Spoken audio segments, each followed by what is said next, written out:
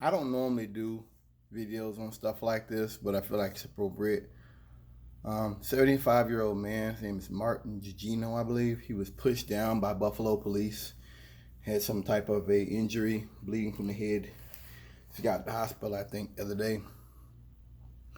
Trump put a tweet out saying he's possibly Antifa and saying that he waved something in front of the radios to black out the radios. Let's talk about that for a second. First of all, that's not how that's done. That's not how that happens. You don't wave something in front of a policeman's radios and they black out. Second of all, even if he did, even if that's what that was, that still wouldn't, that level of force is still not merited. Equipment is one thing. His safety is another. They could have easily just been like, hey, excuse me, sir. Very simply, very easily. I hate that I have to explain what a civil person would do, but I guess I have to. It's like I did a video where I spoke about policemen shooting beanbags and rubber bullets people in their heads, and how I read CMPD directives years ago.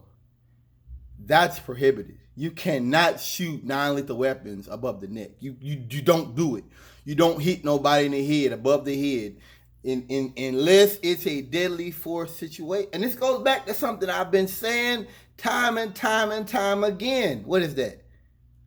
You don't do these kind of things unless you're in fear for your life. And in many of these cases, these officers are not in fear for their lives. This is not exigency. They always say, well, they're trying to take away our ability to do this. Yeah, but these cases don't require that level of force. You don't have to push down a 70-year-old man. Eric Garner, this individual talk about now, George Floyd. There's a couple other cases I can think of as well. These cases do not require the use of a chokehold. They do not require that level of force. I said this to everybody. I told them nobody's against police officers who have to fight to protect their lives in an emergency. But in many of these cases, I have to say this is not exigency. This is a cop who's on a power trip or who just wants to be done with this, and he uses excessive force to prove some kind of point, and he ends up killing somebody.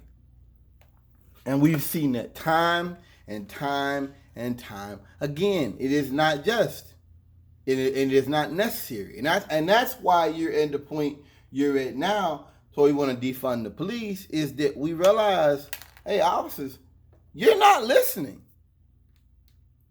You know, they're not listening. And so a higher response is necessary, is where I'm going with this.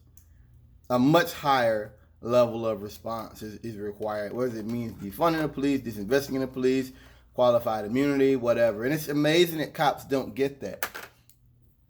Listen, if you want to call me a liberal or a socialist or a commie or a Marxist, that's fine. That's fine. But you need to understand why I'm saying what I'm saying. And it is that these levels of force we're seeing from police is not necessary. It's not required. And if you're not going to hold other cops responsible, if you're not going to hold other cops accountable for the things they do, and when they do wrong, you don't call them out for this, well then, maybe we got to take it to a higher level, and we've got to respond to you in the way that you know best, which is to take money from your agency. That's what we have to do. Then that's what we have to do this the right way then. Because you're not listening. You're not listening to the people. You're not listening to us. You're not. And we tried body cameras. We tried marching with you. We tried talking with you. We've tried citizen community resource boards. That has not worked. We tried everything. You're still doing this shit. You're still doing it. You're still choking people out. So that's what we have to do. And if you want to call me a communist or whatever, that's fine. I'm fine with that. But the one thing you do need to acknowledge is the use of force we are seeing are excessive, are not necessary, and are arbitrary, to say the least. They're done in such a manner to really cause bodily harm to people. I just give you an aside. There's a police officer, Brad Koch. I think he's a major or something. Somebody pushed him. He pushed the guy to the ground. He's trying to wrestle with him, and there's on video, and people are like on the Cedar Post like, "Oh, well, this guy, he's soft." The cop wasn't soft. There's like 5 people on top of him trying to pull the guy off. He's trying to hold the guy down, but he's trying not to beat him up. That was level of force at that time. Soft hands. We're wrestling. He's not. I don't need to pull a baton out so I come over the head. I don't need to do anything. I would have tried to taser him, but there's no need to go to that level. He might have had the guy's hands, and people were trying to grab. People were trying to pull the dude away from from Brad.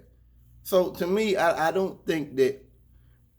I think that seeing people call him a coward or a punk, or he got punked, it shows you the mindset of those officers, and that is that any incident that you deal with, we should automatically take it to the highest level. We need to assault people, and we need to cause bodily harm to people, which is nonsense. All that's nonsense. You don't want to respect people. And I can't make you like me. But I can take money away from you. And I can take means away from you. And I can create laws and directives in which you have to respect those things, in which to manage your behavior. That's what it's about. This is not to get away. This is not to get rid of all police. This is not to get rid of peace officers who are doing their jobs rightfully. This is not to get rid of communities that this is not to do any of that stuff. This is not. It's simply to set a measure of lawful police contact. And if you're not willing to if you're not, what I'm saying is if you're not going to stand up and do what's right, we keep seeing cops not do this. Buffalo police, guy pushed the dude down, police applaud the guy when he comes out of court.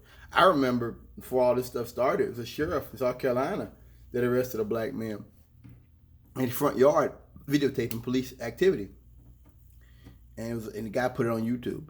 And what they did was they put out a bogus warrant to say, oh, one of our officers lost the radio in the house. They went in the house, they found the video was already on YouTube. And then they lied to the FBI. They put it on, they said it was as an evidence officer or something that had done that. It's all lies. And even after it all came out, you had other cops coming out to defend him. I hate to say it, but these cops act more like they're members of a cult than they are members of the communities in which they serve. I can't make you agree with me. I can't make you see things from my point of view. But I can create penalties when you act out of line, and I can make it easier for people to sue you to recover civil damages when you violate the civil rights. And I think that's what we're going to do.